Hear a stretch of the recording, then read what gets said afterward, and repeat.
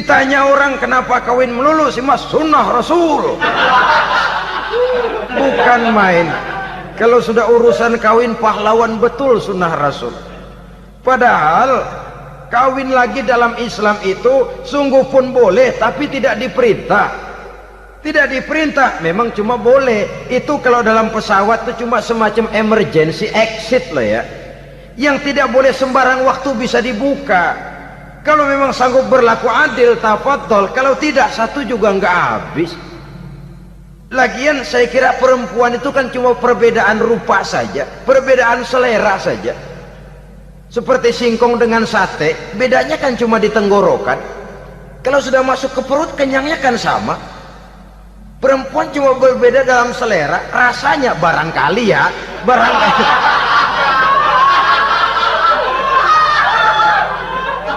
Barangkali tidak jauh beda. Saudara hadirinlah, Islam ini mengatur lewat pintu yang dinamakan nikah itu tadi, sehingga dengan demikian bisa dinikmati secara tenang, tentram. Tidak usah manusia ya, kucing saja. Coba lihat kucing. Kalau ikan dia boleh nyolong, kucing itu boleh curi, makannya nggak tenang kucing. Coba lihat ini. Asal dia nyolong ikan, makannya juga mindik-mindik, matanya nengok kiri nengok kanan, ada sedikit gerusak kabur. Secara nalurinya kucing tahu kalau ini ikan curian, makannya nggak tenang dia. Tapi kalau ikan kita kasih, kucing anteng, geledek juga nyamber, manteng aja dia. Nalurinya mengatakan ini ikan dikasih sama yang punya, tenang dia. Saudara hadirin yang saya hormati, orang juga gitu. Kalau hubungan suami istrinya sudah sah, diikat dengan akad nikah, tenang, anteng, nggak gerasak gerusuk, nggak kayak diubur-ubur maling, anteng aja. Dan yang ngintip juga wah cuek aja udah. Biarin aja dia ngintip, capek sendirilah.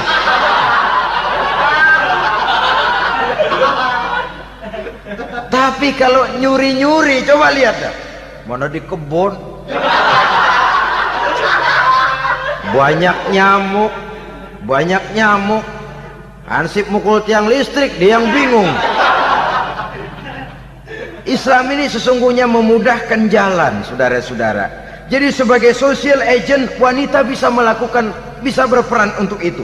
Apalagi untuk hal-hal yang menyangkut kewawasan kemanusiaan, di mana kaum wanita karena emosinya lebih tinggi daripada kaum laki-laki, dia sangat peka terhadap masalah-masalah yang menyangkut kemanusiaan.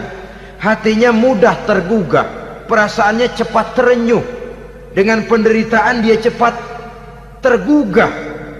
Dia bisa menjadi social agent tanpa harus melupakan fungsi utama sebagai istri dan sebagai ibu dari anak-anaknya, sebagai istri dari suaminya. Saudara hadirin yang saya muliakan, dahulu Al-Quran pernah menceritakan betapa istri-istri pembesar di istana mewah di zaman Nabi Yusuf. Kalau istilah sekarang nyonya-nyonya jet set, nyonya-nyonya VIP, betapa mereka mau memporak-porandakan keimanan seorang pemuda seperti halnya Nabi Yusuf alaihi salam. Dan Nabi Yusuf kemudian ternyata tidak mau jadi gigolo yang kerjanya hanya menyenangkan wanita-wanita jet set kelas VIP ini tadi. Sesungguhnya ini cuma satu simbol yang kejadiannya bisa saja terjadi pada zaman modern dalam versi dan kondisi yang berbeda. Namun bagaimanapun juga wanita dengan peranannya sebagai social agent, sebagai penggerak masyarakat, sangat besar pengaruhnya dalam ikut mewarnai perkembangan suatu negara.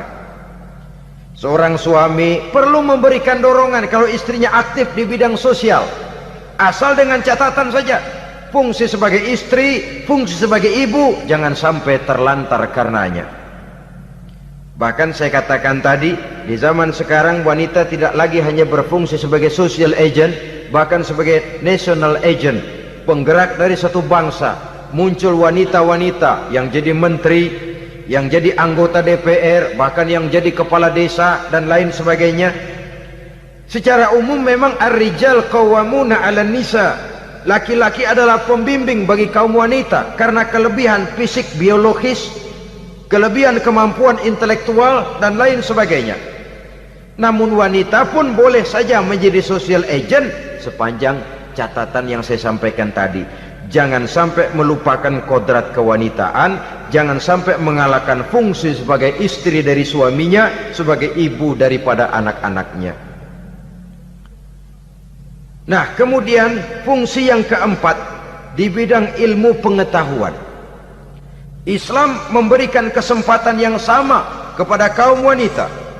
Thalabul ilmi faridatun ala kulli muslimin wa muslimatin. Menuntut ilmu itu wajib hukumnya bagi orang Islam, baik laki-laki maupun perempuan.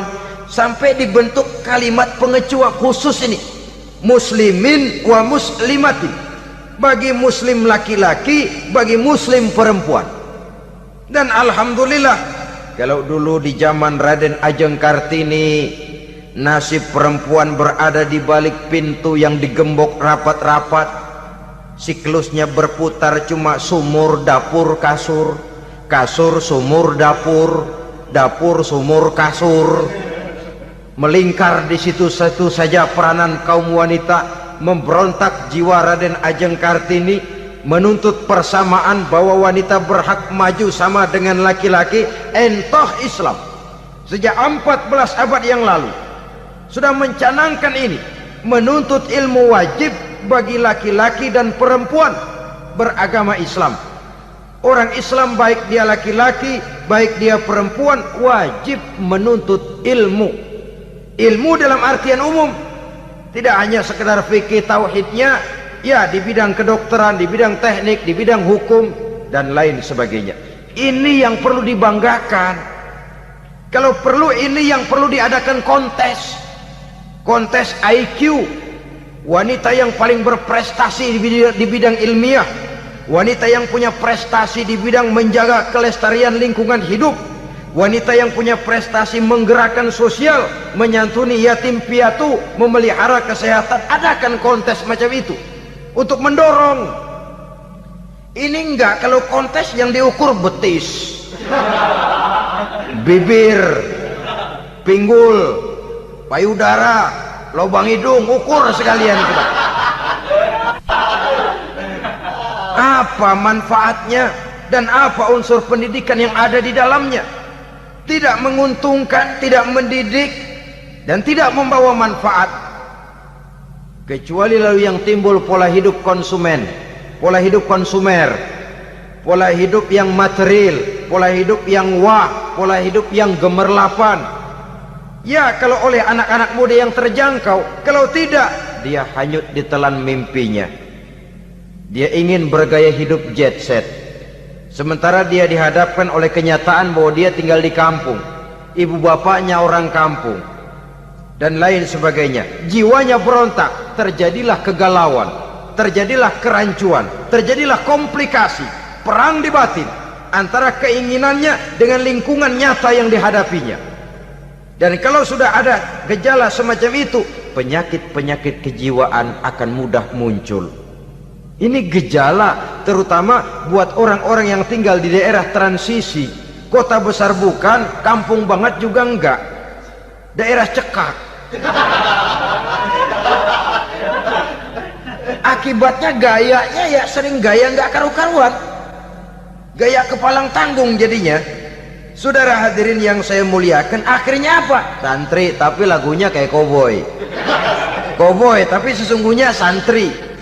Saudara hadirin yang saya hormati, dengan demikian maka di bidang ilmu pengetahuan wanita mempunyai peranan yang sangat besar. Dia bisa tampil dengan karya-karya ilmiahnya yang membawa manfaat bagi perkembangan agama, bangsa dan negaranya. Majulah kaum wanita dengan ilmu pengetahuan, tuntutlah ilmu seluas-luasnya. Kita hidup di satu negara yang merdeka, kita beragama yang memberikan satu keyakinan bahwa menuntut ilmu merupakan kewajiban, bahwa peranan wanita tidak hanya di belakang dapur, lain sebagainya yang seluruhnya terpantul dari dinamika kehidupan kaum wanita. Saudara-saudara kaum muslimin rahimakumullah. Kemudian yang kelima, peranan wanita dalam bidang agama. Kita bersyukur sekarang ini gejalanya dimanapun pengajian, biasanya lebih ramai pengajian ibu-ibu dari bapak-bapak. Peringatan hari-hari besar keagamaan, biasanya lebih ramai ibu-ibu daripada bapak-bapak. Pengajian, ibu lebih ramai. Padahal kalau bicara sibuk, lebih sibuk ibu daripada bapak misalnya. Kalau sudah pengajian bapak-bapak, biasanya pengajiannya ramai cuma 3 giliran itu. Pembukaan, maulid, penutupan. Kalau sudah yang rutin pengajian tiap minggu, 3 pojok yang ngaji. Yang atu nguap, yang atu pules, yang atu ngiler. Saudara hadirin yang saya muliakan, ada badan kontak majelis taklim yang merupakan wadah daripada kegiatan ibu-ibu. Ada Ittihadul Muballighat, Persatuan Muballighat, ada Persatuan Para Asatizah, dan macam-macam lagi peranan ibu-ibu di dalam kehidupan beragama. Tapi sesungguhnya harus dimulai dari bagaimana si ibu mewariskan jiwa agama kepada anak-anaknya di rumah tangganya. Kalau itu gagal, dia mau melangkah ke masyarakat, dia sudah gagal sejak awal sesungguhnya. Keberhasilannya dia menata masyarakat akan mengakibatkan dia nanti bernasib seperti Nabi Nuh. Berhasil mengajak beberapa orang kafir mengikuti ajarannya, tapi gagal mengislamkan putranya sendiri Kan'an. Bukan tidak berusaha, tapi memang Allah sudah menghendakinya sedemikian untuk menjadi contoh buat kita semua. Yang penting orang tua berusaha dan berikhtiar. Kalau sudah berusaha dan berikhtiar, anak ternyata memang sulit diurus, barangkali memang fotokopinya Kan'an tuh anak. Ya orang tua kalau sudah berusaha, ya tawakallah. Jangan belum berusaha lalu berkata, jangan anak kita, anak Nabi aja ada yang bengal. Ngajar tidak mau, mengajar anak tidak mau, mendidik anak tidak mau, lalu mencontoh Nabi, salah kaprah namanya.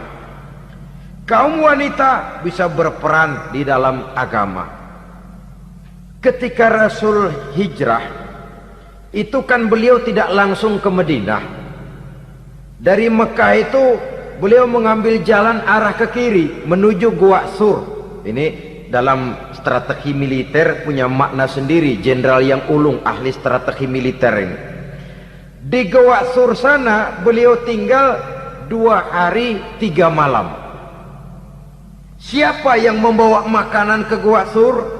Siapa yang menjadi kurir untuk mengintai kegiatan-kegiatan Quraisy setelah Nabi berangkat hijrah?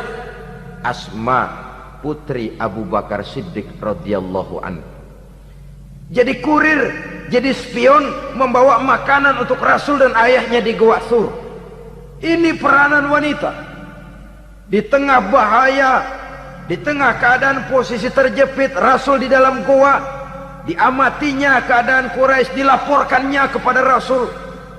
Jasa seorang wanita bernama Asma, putri dari Abu Bakar Siddiq radhiyallahu anhu. Rabi'atul Adawiyah, seorang sayyidah sufiyah, ahli tasawuf yang terkenal dengan ajaran cintanya kepada Tuhan.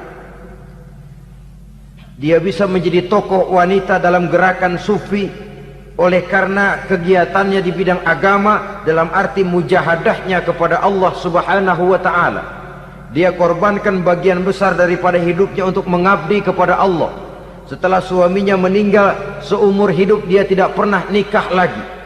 Bukan tidak cantik, cantik. Bukan tidak ada yang mau, banyak yang meminang. Bahkan diantaranya termasuk Sufyan Tsauri, seorang tokoh juga, pernah mencoba meminang beliau. Kata Sufyan, Rabi'ah, bagaimana? Kamu kan janda? Iya. Lalu, lah saya kan duda. Jadi bagaimana? Daripada kita masing-masing sendiri-sendiri kan lebih baik kita join. Maksud kamu apa? Saya mau meminang kamu. Boleh. Tapi mas kawinnya saya minta engkau jawab 4 pertanyaan saya. Kalau bisa, diri saya seutuhnya saya berikan kepada kamu. Kalau tidak, tidak usah saja. In ajabtani fi 4 masail fa ana laka.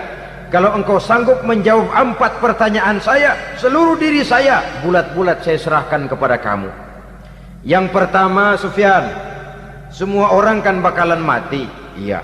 Ya soal mati sih sama, mati. Cuma hakikat mati kan lain-lain.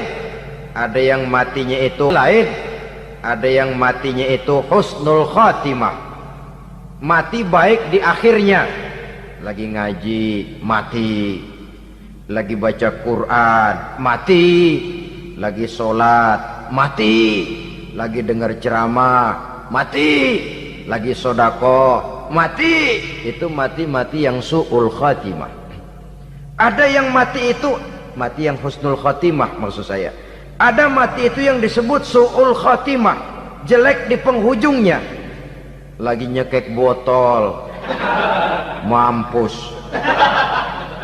Lagi banting kartu, plak plak, habis. Lagi makan riba, mati. Lagi zina, mati. Lagi nipu, mati. Kira-kira kalau saya nanti mati, su'ul khatimah apa husnul khatimah? Loh, saya nggak tahu, kamu mati saja belum. Tidak bisa kamu jawab, tidak bisa. Yang kedua, setelah mati kita masuk ke alam kubur. Di kubur kita akan dapat nikmat kubur atau azab kubur. Hari itu kira-kira saya dapat nikmat apa dapat azab? Saya tidak tahu. Di padang mahsyar setelah ditimbang kita dapat kitab di tangan kanan kalau baik, di tangan kiri atau dari belakang kalau jahat. Hari itu saya dapat kitab di tangan kiri apa tangan kanan? Saya nggak tahu. Yang keempat, orang akan lewat di atas sirat. Yang selamat sampai surga, yang celaka sampai ke neraka. Kira-kira saya yang selamat apa yang celaka? Wah, kata Sofyan, gua nggak tahu, udah butek dah lempengan itu deh. Kalau kau tidak tahu, Sofyan, tidak bisa jawab 4 pertanyaan ini, maaf saja, lamaranmu saya tolak dan saya tidak akan nikah. Ini yang saya khawatir. Maka dia terkenal sebagai Sayyidah Sufiyah, tokoh wanita dalam dunia sufi. Dan artinya wanita bisa berperan banyak dalam bidang agama, sebagai pengasuh majelis taklim, sebagai pengasuh yatim piatu, sebagai gerakan-gerakan keagamaan yang positif dan lain sebagainya. Ini dimungkinkan karena Islam menunjang harkat dan martabat kaum wanita. Maka majulah kaum wanita Islam Indonesia dengan tetap menjaga kodrat kewanitaannya. Inilah yang kita sampaikan pada kesempatan ini.